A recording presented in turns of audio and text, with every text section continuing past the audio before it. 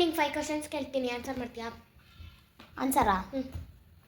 ಅದು question correct ಇರಬಾರ್ದು, wrong ಇರಬೇಕು. ಕ್ವಶನ್ಗೆ ಆನ್ಸರು ರಾಂಗ್ ಹೇಳ್ಬೇಕು, ಕರೆಕ್ಟಾಗಿ ಹೇಳ್ಬಾರ್ದು. ಓಕೆ. ನಿನ್ನ ಹೆಸರೇನು? ಪವಿತ್ರ. ನಿನ್ನ ಗಂಡ ಹೆಸರೇನು? ಸುಮಂತ್. ನಿನ್ನ ಚಿಕ್ಕ ಮಗಳ ಹೆಸರೇನು? ಭವ್ಯ.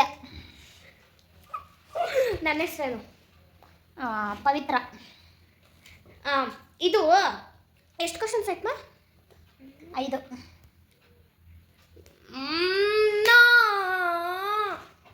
5 ಕ್ವಶನ್ ಆಗೋಯ್ತು. 5 ಕ್ವಶನ್ ಆಗೋಯ್ತು. 5 ಕ್ವಶನ್ ಆಗಿಲ್ಲ, 4 ಕ್ವಶನ್ ಆಯ್ತು. ರಾಂಗ್ ಆನ್ಸರ್ ಹೇಳಿದೆ. ನಾನು ಹೇಳಿಲ್ಲ ರಾಂಗ್ ಆನ್ಸರ್, ನೀನೇ ಹೇಳಿದ್ದು. ನಾನು ಕರೆಕ್ಟಾಗಿ ಹೇಳಿದೆ. ನಾನೇ ವಿನ್ನರು. ಡಿಂಗ್ನಕ. ನೀವು ಈ ಕ್ವಶನ್ಗಳನ್ನ ಬೇರೆಯವ್ರಿಗೆ ಕೇಳಿ ಟ್ರೈ ಮಾಡಿ. ಕರೆಕ್ಟ್ ಹೇಳ್ತಾರಾ ರಾಂಗ್ ಹೇಳ್ತಾರಾ ನೋಡೋಣ.